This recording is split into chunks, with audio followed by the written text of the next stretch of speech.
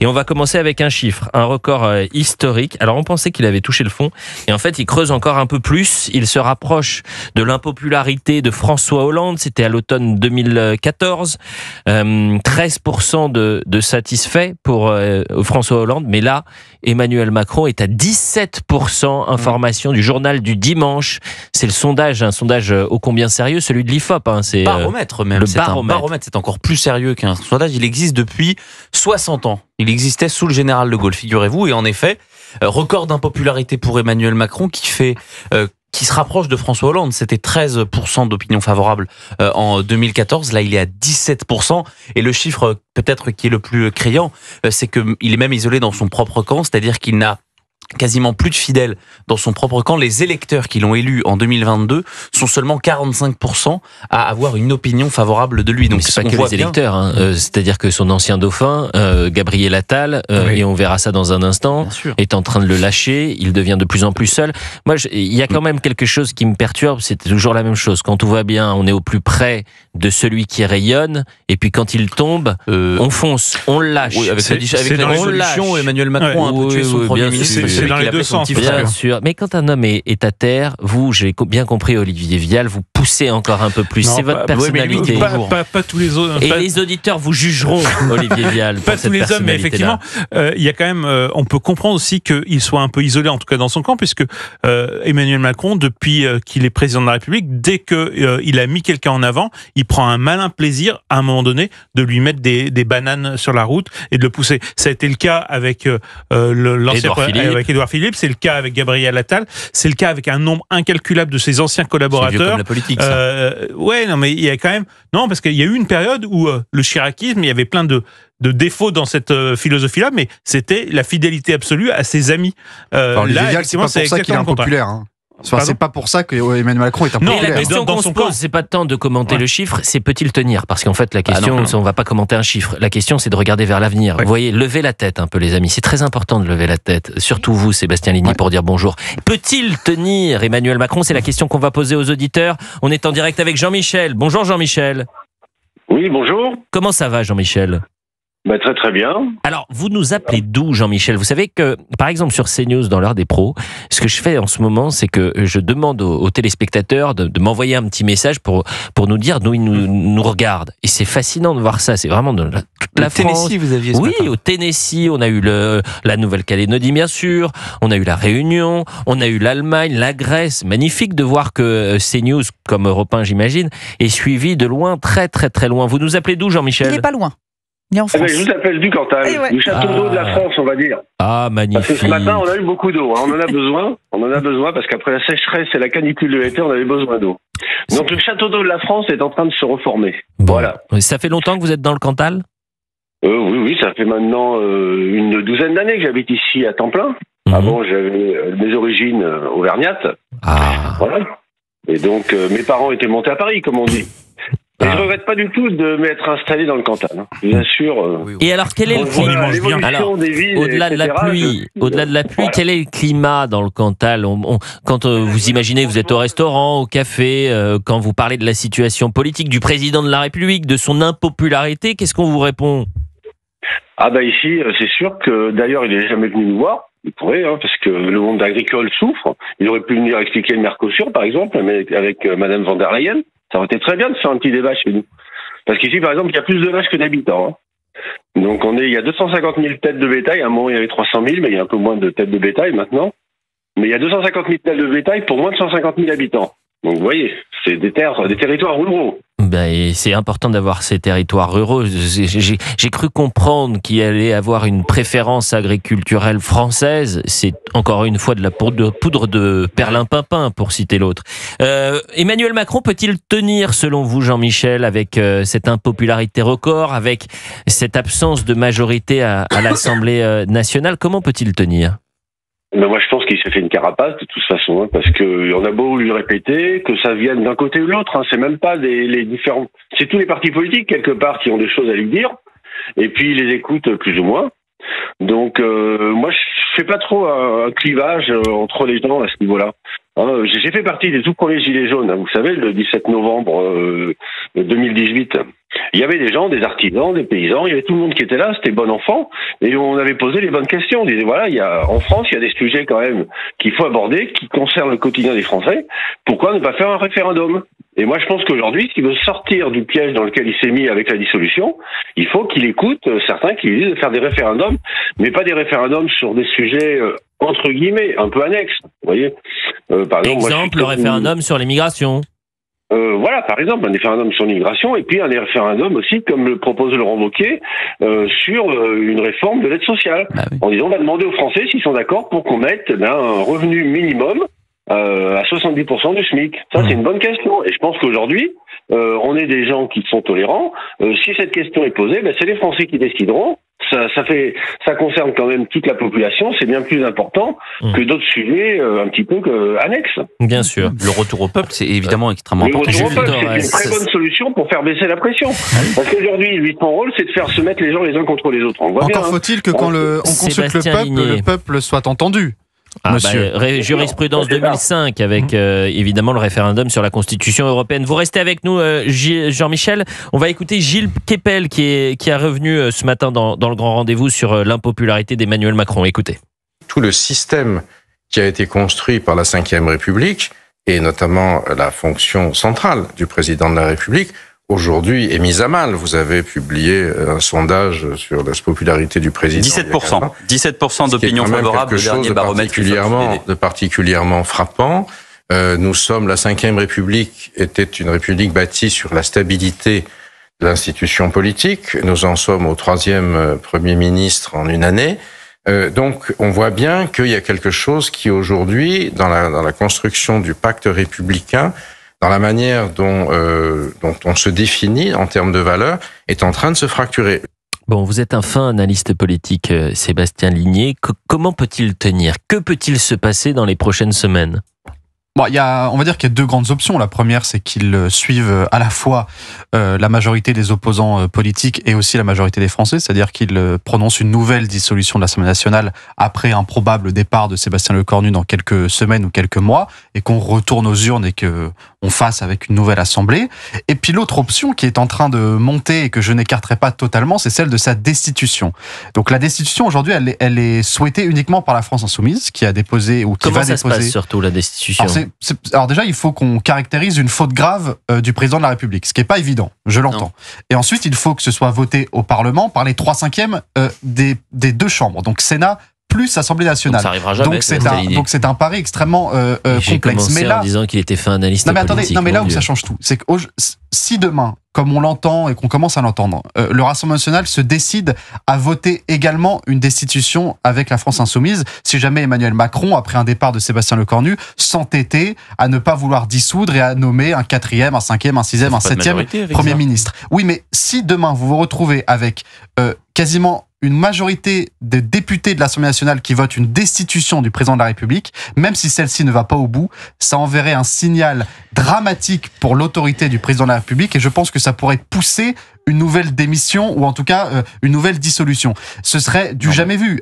Aujourd'hui, dans la Ve République, jamais un président a été destitué. Si vous avez l'Assemblée nationale, sans compter le Sénat, si vous avez ne serait-ce que l'Assemblée nationale qui vote pour la destitution, je vous promets que ce sera très compliqué pour lui de tenir. Information qui vient de tomber, Jordan Bardella, sur que le Rassemblement national fera tomber n'importe quel gouvernement voulant alourdir encore un peu plus les impôts. Donc l'espérance de vie du gouvernement Lecornu est extrêmement limitée. Olivier Vial. Alors, effectivement, n'allons pas sur le terrain de la destitution. Non. Je présente mes excuses aux éditeurs d'Europe 1 en commençant mon lancement par fin analyste de la vie politique. Qu'on garde dans les bandes cette phrase. Mais effectivement, aujourd'hui, on a l'impression qu'on est dans une sorte de politique virtuelle, puisque Sébastien Lecornu, depuis qu'il a été nommé, fait comme si il avait un gouvernement, il annonce des réformes alors qu'il n'a même pas encore nommé le gouvernement, et on a l'impression qu'on joue à un jeu.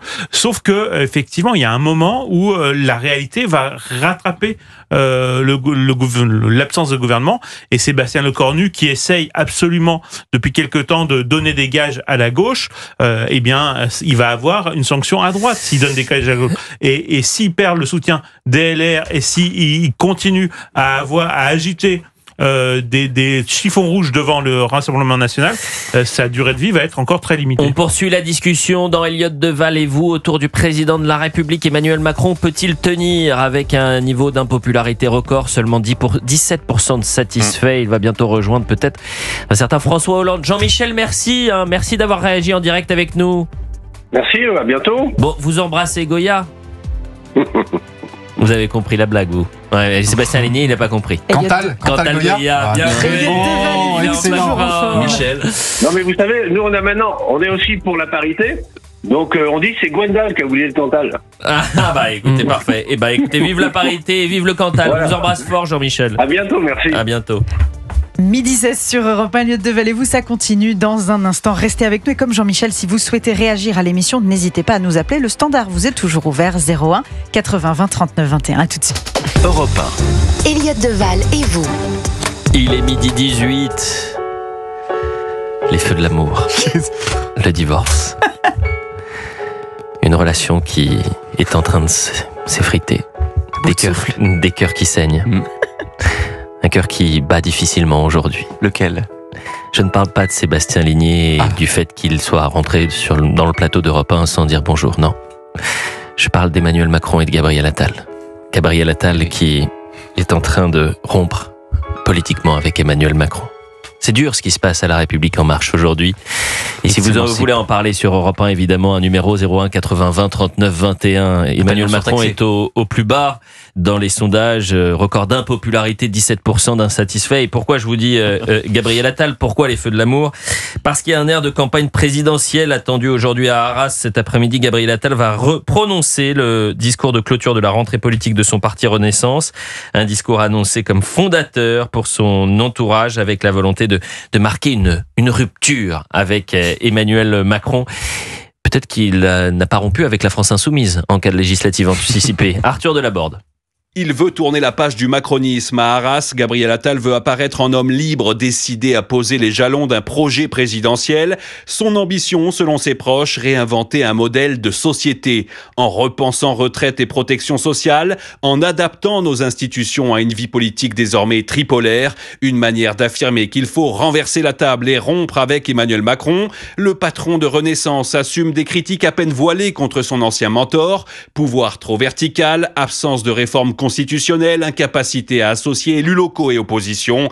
Mais cette émancipation repose sur un pari risqué, donner une identité claire à un parti en quête de cohérence, un parti qui changera de nom après les municipales pour faire oublier l'étiquette de macroniste, souffle-t-on dans l'entourage de Gabriel Attal.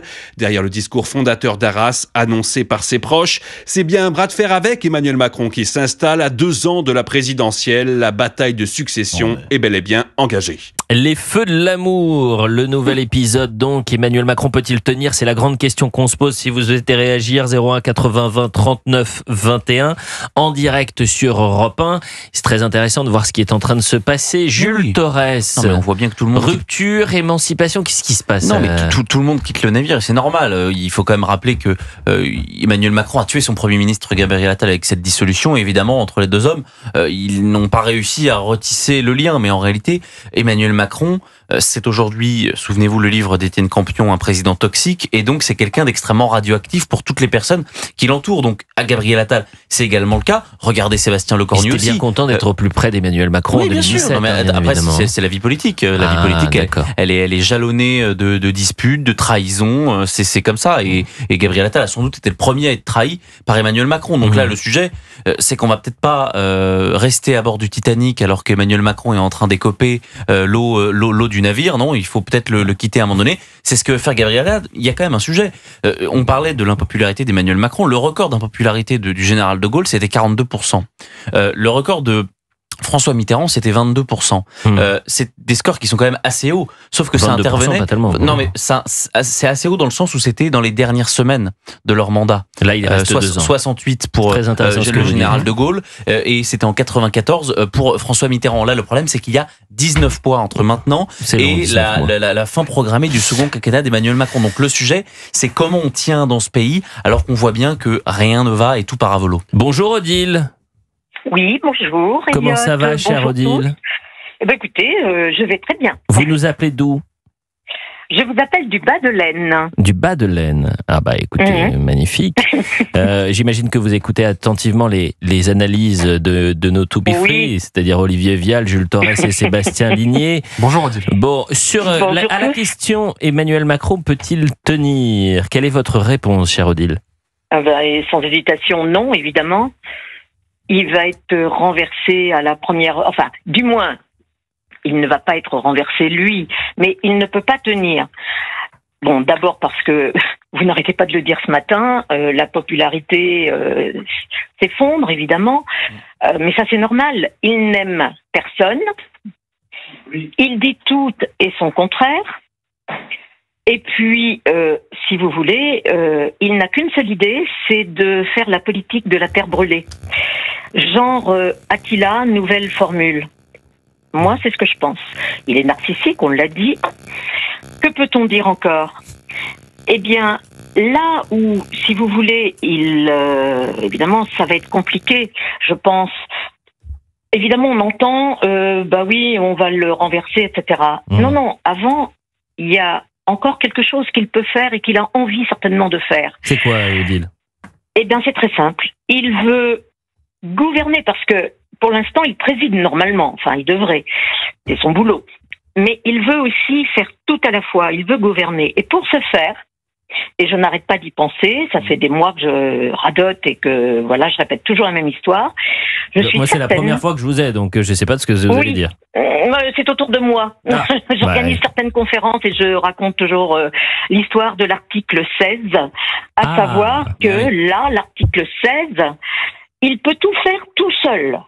Alors, ça, c'est ce qu'il veut absolument. Sébastien Ligné va préciser les contours de l'article 16 de la Constitution. C'est un article qui prévoit une sorte de plein pouvoir donné au président de la République dans une période donnée. C'est-à-dire que c'est un article qui est notamment utilisé dans les périodes extrêmement complexes de guerre civile ou de guerre extérieure à la France. Donc c'est un article qui n'a jamais été utilisé dans un temps de paix, entre guillemets, en tout cas dans un temps de paix en France, avec une situation qui est certes dramatique sur un point de vue démocratique et politique, mais qui n'a et encore faut-il, madame, qu'il faut réussir à le justifier. C'est-à-dire que certes, il est maître du navire et il est maître de la Constitution, mais vous avez aussi des contre-pouvoirs. Et donc l'utilisation ou l'activation d'un article 16 dans une période relativement calme par rapport à ce qu'on a pu connaître ces dernières décennies, me paraît complexe et surtout je pense malheureusement, en tout cas heureusement pour le peuple français, que l'activation d'un article 16 entraînerait une levée de bouclier telle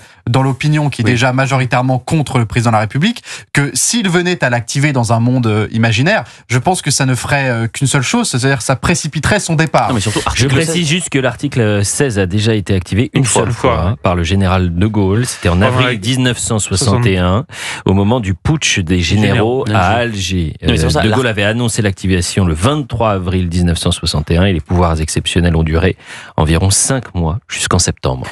C'est l'article 16, oui, mais pourquoi faire?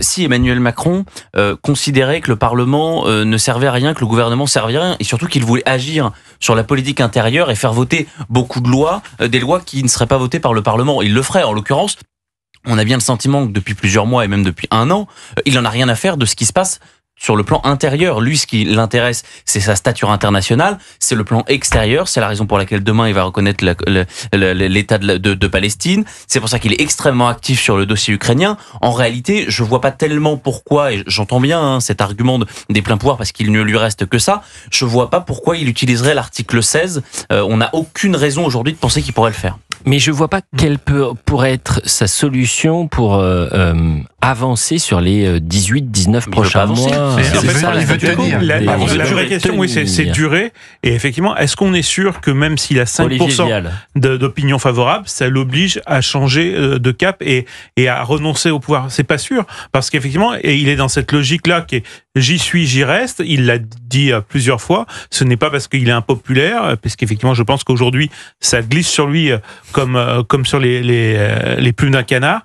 Il est dans cette logique où c'est pas grave, il a été élu et il fera son mandat jusqu'au bout, même s'il n'a plus un Français qui le soutient, même s'il n'a plus une seule personne dans son camp qui le soutient, parce qu'effectivement, peut-être que la seule chose qui l'intéresse, c'est effectivement d'avoir ces grands moments internationaux où où il a l'impression de vivre l'histoire et sans effectivement se moquer un petit peu du quotidien des Français. Et voilà ce qu'on pouvait dire sur Emmanuel Macron, cette cote d'impopularité record, 17%, c'est à découvrir dans les colonnes du JDD avec un grand dossier sur le service public. Je vous invite vraiment à lire ce dossier qui est absolument passionnant. Vous avez acheté le JDD, Odile ? Ah, je ne l'ai pas acheté cette semaine. On vous l'envoie. On vous l'envoie, c'est Jules Torres qui va vous l'envoyer. Jules Torres qui va. Et il y aura une photo dédicacée de Sébastien Ligné. Avec un joli bonjour écrit de ma main. C'est très gentil à vous et je parie parce que je suis à 3 km de la région du Champagne, une bouteille de champagne que notre cher président va utiliser l'article 16. Il est trop narcissique pour ça. Quand vous voulez, et je vous le parie. Eh ben, pari pris. On verra ce qui va se passer. Merci, cher Odile. Merci. Au revoir, Elliot. Au revoir tous. Au revoir.